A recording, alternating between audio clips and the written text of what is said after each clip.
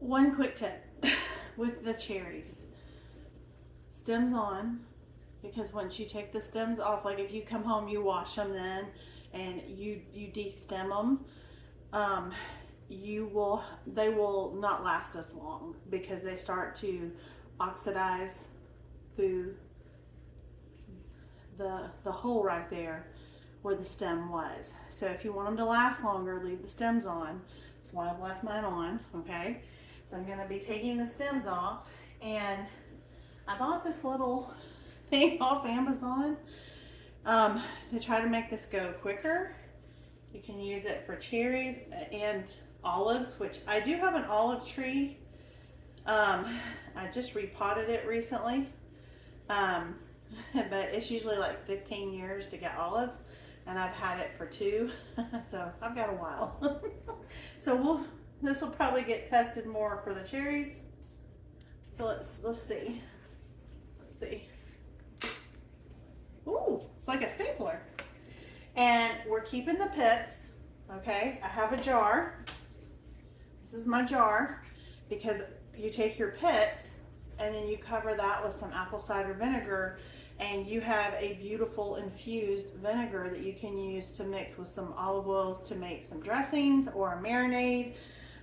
You also could put, I also saw a blog that had the pits. I don't have enough pits for the recipe, but it was like 9 pounds of pits to, I forget how many cups of red wine, and you reduce it down, and I think you added, there was something else you're supposed to add to it, but it is for like a deglazing when you're roasting meats. That's supposed to be really delicious. And so there's things that you can do with the pits. So, ooh, that's my Instapot. So keep that in mind, you know, with any stone fruit. It's not just cherries, it's any stone fruit. So just remember, you can be making a lot of things from these things. So it is cherry season, and even though I do have a cherry bush and I also have a cherry tree, my cherry tree is within probably the next year. It should start producing if we have a normal spring, so that it can have a normal bloom time and not have a frost late that comes and kills the blooms, which is what has happened.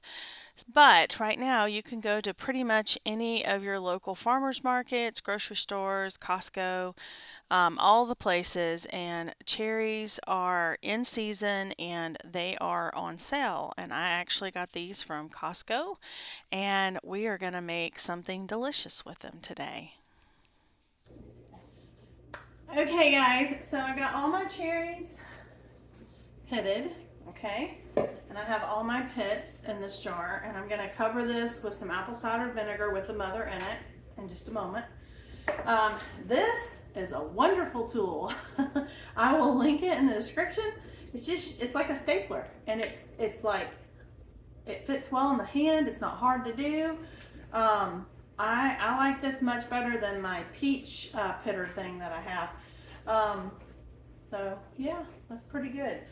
And I don't think I paid very much for it. So, but as I was looking at my Mrs. Wages jam recipe, I needed, this was 4 pounds of cherries, and I needed 3.5 cups of prepared, no, 3.5 pounds of prepared cherries. So I got out my handy dandy, you know, a Goodwill fine scale, and I started measuring, and I was more than a pound shy of the cherries. And then I remembered I had a bag of frozen tart cherries.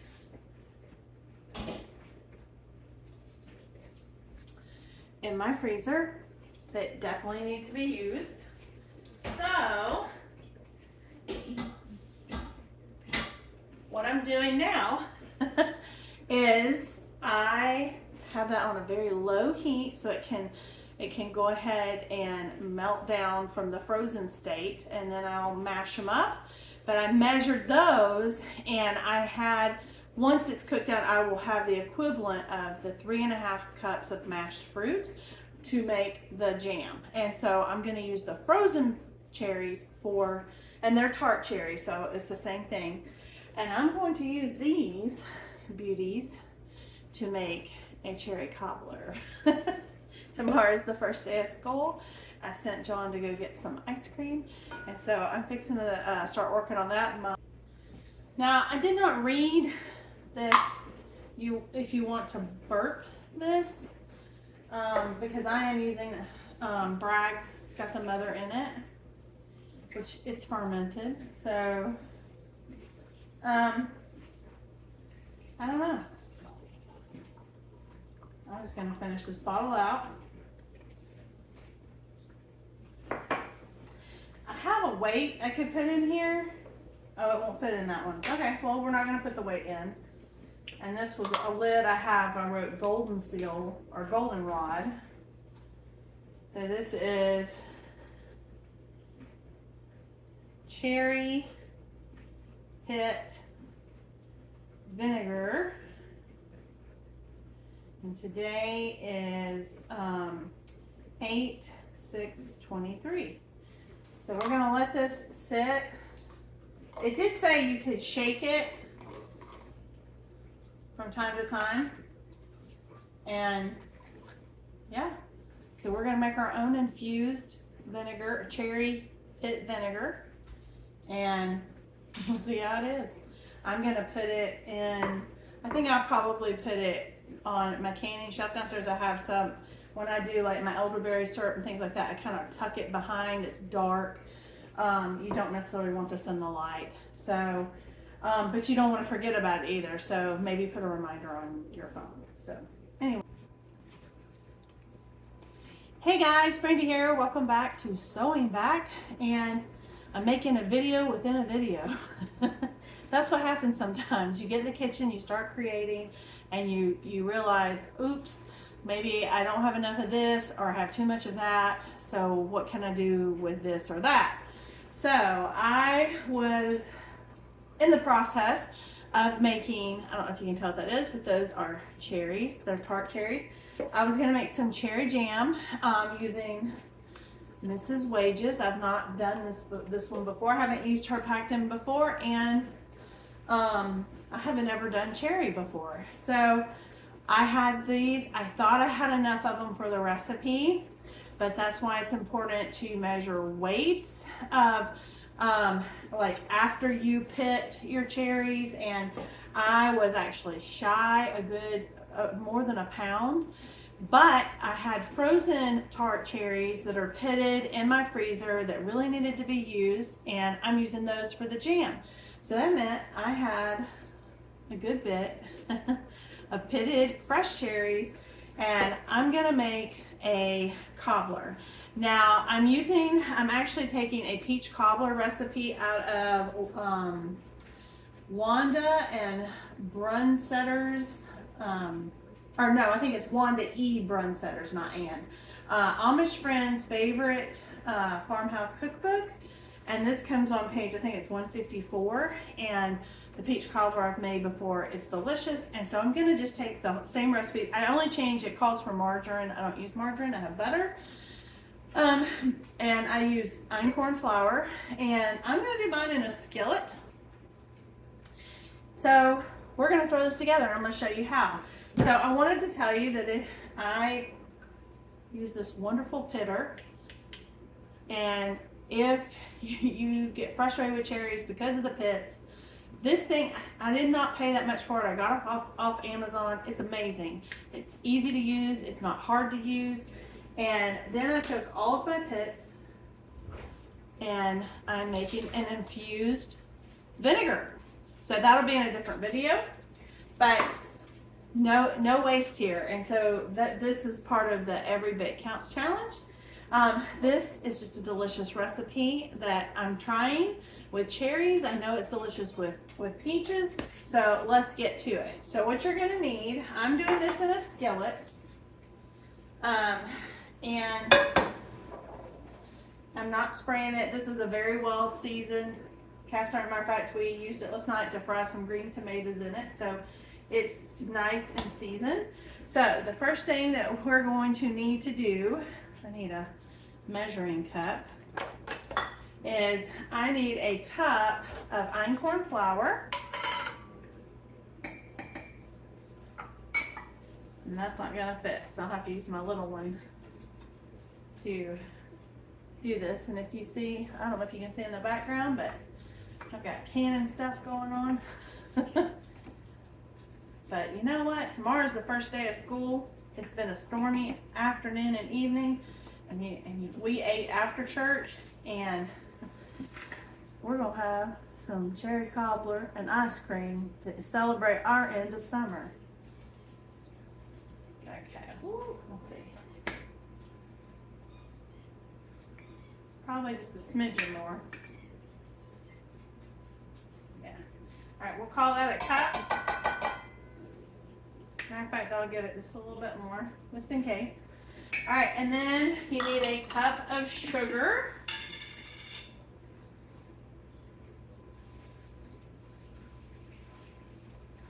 This is organic sugar. Oh gosh. Well, we'll call that a cup. Since I goofed it. I get that from Azure. I get it in 5-pound bags because honestly, I don't buy sugar very often. I have a new one to replace that one, maybe quarterly. So just don't use a whole lot of it. I use coconut sugar and honey and things like that where I can. Okay, so we're kind of incorporating here our flour, our sugar. Now we need 2 teaspoons of baking powder. This is 1 teaspoon and 2.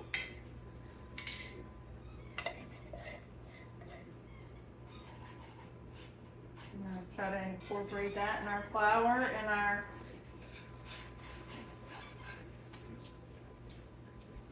mixture. And I need my salt. Hold on. Somebody took my salt. Got your baby? Got your puppy? Sorry about that. They took my salt. I need half of a teaspoon of salt. And again, I just kind of want to do like this. My oven is preheating to 350 degrees. All right, I have 3/4 of a cup of milk. And so we're going, I pour this over it. All right.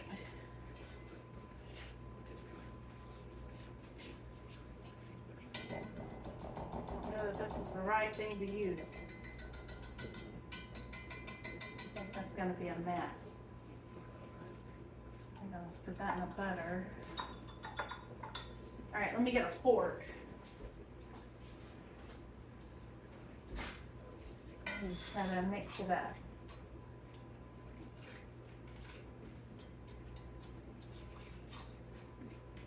You don't have to do this in a cast iron skillet. Honestly, I just had it handy because I've got canning and all this other stuff going on my stove, and I was like, I'm just going to use this, and I'm going to call it a day. We're just going to try to get all that incorporated as best we can. It kind of is the consistency, in my opinion, of like a pancake batter.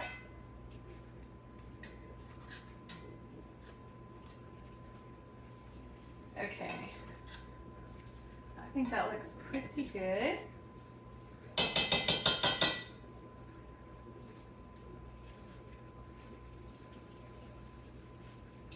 All right, and so now we're going to put our cherries on top.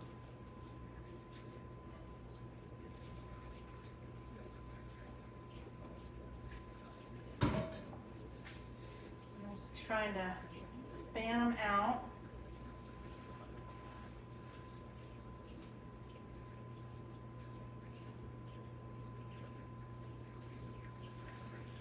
It's gonna be so good.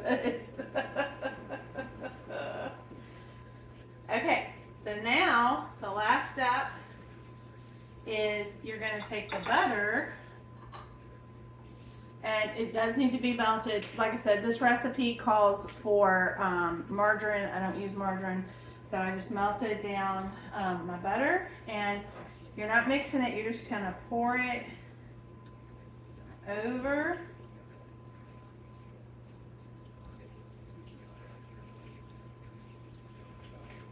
All right, and we're gonna put this in our oven at 350 degrees for 40 to 45 minutes. Because it's in a cast iron skillet, I'll probably check it at 40 minutes. Okay, that doesn't look amazingly appetizing right now, but it will. So let me get this in the oven and I'll see you back in a bit.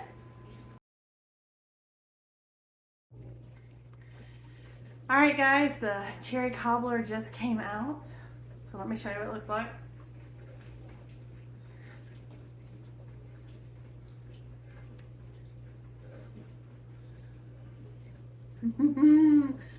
It smells so good. I think it looks really pretty. So I'm gonna let it cool for a few minutes. I'm fixing to get back to my, the cherry jam. That'll be in a different video. And right now I have my peach salsa water bathing. So, and I was doing dishes. Well, there's still one, but yes, so moving through all the things. But anyway, I hope you'll give the cherry cobbler a try. If you have an abundance of cherries, you just do it just like you would a peach cobbler. I will put, I'll put this recipe in the description. If you found value in this, we'd love a thumbs up. If you have not subscribed to the channel, but you find yourself coming back, we would love it if you'd subscribe to the channel. If you know someone who is interested in canning and gardening and pantry challenges, budgeting, so that, you know, living within a modest budget, trying to run a household and cooking at home, I would love for you to share the video. Also, you can find us on our Facebook page, which will be in the description, Instagram, and always I'm trying to get better at updating our YouTube community page, so you can also find updates there. So anyway, with that, I thank you for watching. I hope you have a great evening, and I'll see you next time. Bye.